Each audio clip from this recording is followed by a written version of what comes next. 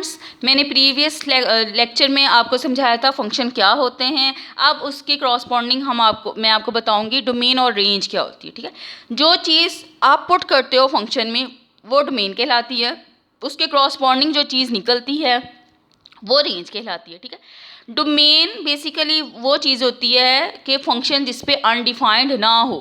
ठीक है, जैसे डोमेन आपकी इनपुट है और रेंज आपकी क्या है, आउटपुट है। फंक्शन एफ है, ठीक है, ये आपने इनपुट दी फंक्शन को और उसके क्रॉसपॉन्डिंग आपके पास आउटपुट निकल है। ठीक है, एफ जो है F is a set X to Y, तो Y is equal to F of X. तो एक्स आपका इसमें क्या है, इंडिपेंडेंट वेरिएबल है और वाई आपका क्या है, इसमें डिपेंडेंट वेरिएबल है। ठीक है, बेसिकली डोमेन जो सेट आप खुद पुट कर रहे हैं, डोमेन बेसिकली क्या होती है फंक्शन की, जो वैल्यूज़ आपने खुद पुटिंग करनी हो वो आपकी डोमेन कहलाती है। लेकिन पुटिंग वो वैल्यूज़ करते हैं जिस पे फंक्शन आपका अनडिफाइंड ना हो। ठीक है, हमने सेट की यानी कि x belong to the real number and function is not undefined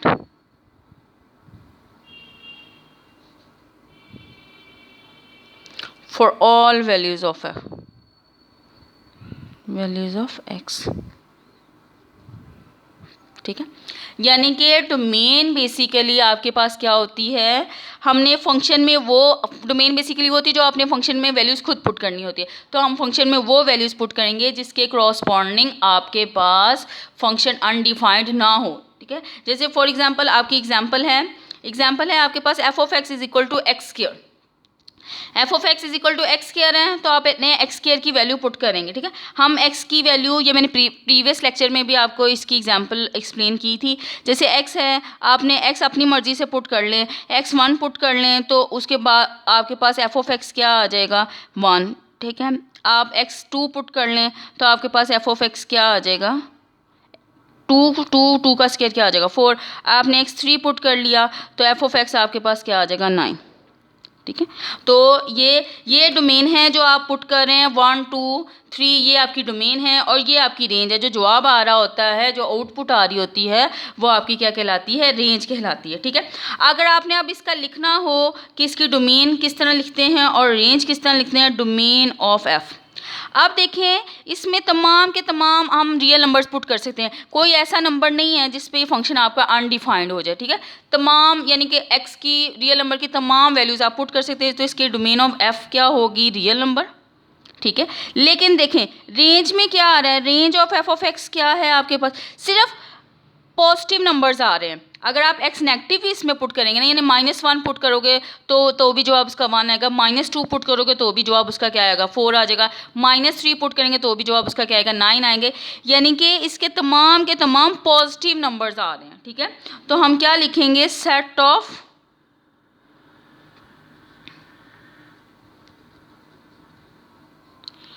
positive integers, ये आपकी क्या कहलाती हैं, रेंज कहलाती है। ठीक है, यानी सेट ऑफ पॉजिटिव इंटीजर्स इसका आंसर आ रहा है।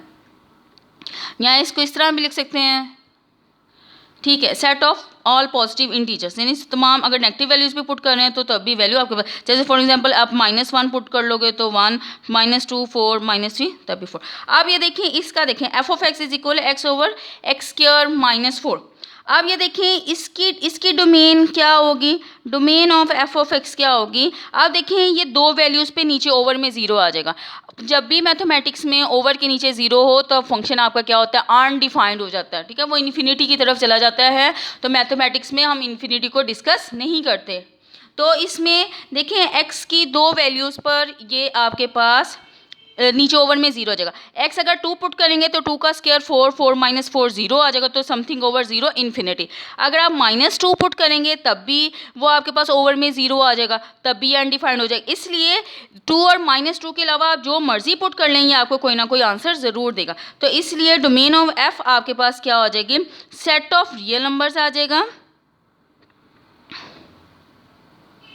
And x does not belong to -2 and 2, यानी कि आप x को 2 और -2 पुट नहीं कर सकते।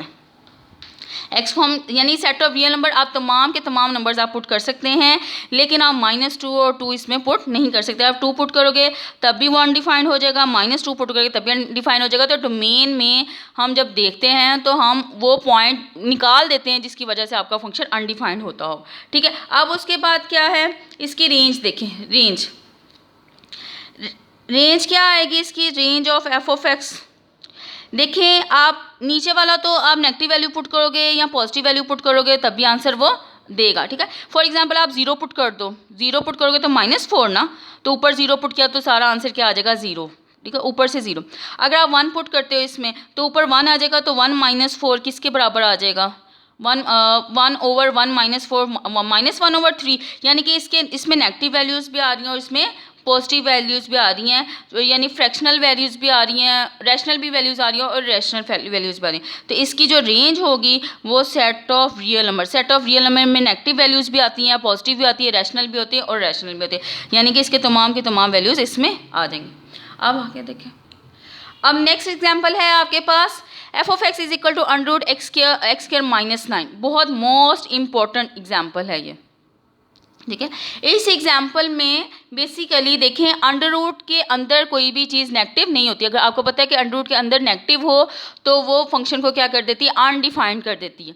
तो इसलिए अंडर रूट के अंदर जो है वो नेगेटिव नहीं होना चाहिए, यानी कि x² -9 > 0 होना चाहिए। इक्वल भी आ सकते हैं क्योंकि ओवर के ऊपर है, और ये अगर नीचे होता तो इक्वल का साइन नहीं आना था, ठीक है। तो अगर आप इसको इस तरह लेके जाएं तो x² इज इक्वल क्या आ जाएगा 9 के, तो जब आप इसको खोलेंगे तो आ जाएगा x² लेस देन प्लस -3, तो आपके पास आ जाएगा -3 x लेस देन और 3, ठीक है। तो अब आप क्या कर सकते हैं, यानी कि ये आपके पास >= 0 होना चाहिए। तो डोमेन में आपके पास, आप देखें इसको यूं प्लॉट रियल लाइन पे प्लॉट कर लेंगे, रियल लाइन पे प्लॉट करेंगे तो ये आपका 0, ये आपके पास -3 और ये आपके पास 3, ये पॉजिटिव इन्फिनिटी को जा रही है और इधर से ये किसको जा रही है, नेगेटिव इन्फिनिटी को जा रही है। अब ये देखें इस दोनों के दरमियान 0 से +3 और 0 से -3। आप देखो इन पूरे इंटरवल के दौरान, ये पूरा इंटरवल है, इस पूरे इंटरवल के दरमियान कोई भी वैल्यू इसमें पुट करोगे तो अंडर रूट के अंदर माइनस साइन आएगा। जैसे आप 1 पुट करोगे 1 - 9 -8, -1 पुट करोगे तब भी -8 आ जाएगा, 2 पुट करोगे तब भी नेगेटिव आ जाएगा, 3 पुट करोगे तब भी नेगेटिव आ जाएगा। इसलिए डोमेन में ये वाला हिस्सा आपका शामिल नहीं होगा। ये मैंने बाहर की तरफ ब्रैकेट्स इसलिए लगाई हैं, ये इसको कहते हैं ओपन ब्रैकेट्स। ओपन ब्रैकेट्स का मतलब ये होता है कि ये वाले पॉइंट्स आपकी डोमेन में, यानी कि ये वाले पॉइंट्स उस इंटरवल में शामिल नहीं है, तो आप डोमेन में ये वाला इंटरवल ऐड नहीं करेंगे, ये वाला इंटरवल ऐड होगा और ये वाला इंटरवल ऐड होगा। तो जब आप इसको लिखेंगे डोमेन ऑफ एफ आपके पास आ जाएगी, तो इसको लिखने के 2 तरीके हैं। आप इसको इस तरह भी लिख सकते हो कि आपके पास एक्स जो है यानी कि सेट ऑफ रियल नंबर्स, और आप माइनस कर दोगे -3 और 3, इस पूरे के पूरे इंटरवल को आप डिस्कार्ड कर रहे हो, ठीक है। इस पूरे इंटरवल को आपने, यानी कि ये इंटरवल शामिल है। ये -3 और 3 से ओपन इंटरवल इसलिए है कि -3 भी आप पुट कर सकते हो, 3 भी आप पुट कर सकते हो, यानी कि -3 भी डोमेन का हिस्सा है और 3 भी डोमेन का हिस्सा है। अगर ये एंड वाले पॉइंट्स में से अनडिफाइंड हो रहा होता ना तो हमने क्लोज ब्रैकेट्स लगाते, ये ओपन ब्रैकेट्स है, क्लोज ब्रैकेट्स इस तरह लिखते हैं, ये क्लोज ब्रैकेट्स है। तो क्योंकि -3 पे वैल्यू 0 आ रही है, 3 पे वैल्यू भी 0 आ रही है, ओवर के ऊपर है, तो 0 आ सकता है, आपकी डोमेन का हिस्सा बन सकता है, ठीक है। तो ये आपके पास डोमेन आगे के आपने रियल लाइन में से इस इंटरवल को माइनस कर दिया, ठीक है। या आप इसको इस तरह भी लिख सकते हो, x लेस देन होना चाहिए, less than equal to -3 and x greater than equal होना चाहिए 3 के, यानी कि देखें ये हिस्सा भी डोमेन का इसमें शामिल है, ये भी हिस्सा डोमेन से, तो 3 से बड़े तमाम x आएंगे डोमेन में और -3 से सारे छोटे तमाम x आ जाएंगे। आपको पता है माइनस में जितनी बड़ी वैल्यू होती है वो उतनी ही छोटी होती है। ये था आपका आज का टॉपिक डोमेन और रेंज। अब है ग्राफिकली फंक्शंस को किस तरह दिखाते हैं। जैसे आपको कोई फिगर दी गई है, फिगर से आप एवेल्युएट करोगे, फिगर सिर्फ दी गई है और फिगर देखकर आप बता सकते हो कि वो फंक्शन है या नहीं। जैसे फॉर एग्जांपल ये फिगर है, आप एक स्ट्रेट लाइन ड्रॉ करेंगे। स्ट्रेट लाइन अगर तो उस फिगर को सिर्फ एक पॉइंट पे कट करेगी तो वो फंक्शन है, अगर एक पॉइंट पे कट ना करे, एक से ज़्यादा पॉइंट पे कट करे तो वो फंक्शन नहीं होता। अब ये देखें, ये इसने 1 2 3 4 पॉइंट्स पे कट किया तो ये फंक्शन नहीं है। अगर फॉर एग्जांपल आपने इस तरह लाइन है आपके पास, तो आपने ये ग्राफ है आपका, ठीक है, और ये स्ट्रेट लाइन, तो ये सिर्फ एक पॉइंट पर फंक्शन कट कर रहा है तो ये फंक्शन कहलाता है, ठीक है। ऐसे फॉर एग्जांपल ये सर्कल है, तो सर्कल को एक स्ट्रेट लाइन कट कर रही है तो ये 2 पॉइंट्स पे कट करेगी तो ये भी फंक्शन नहीं है।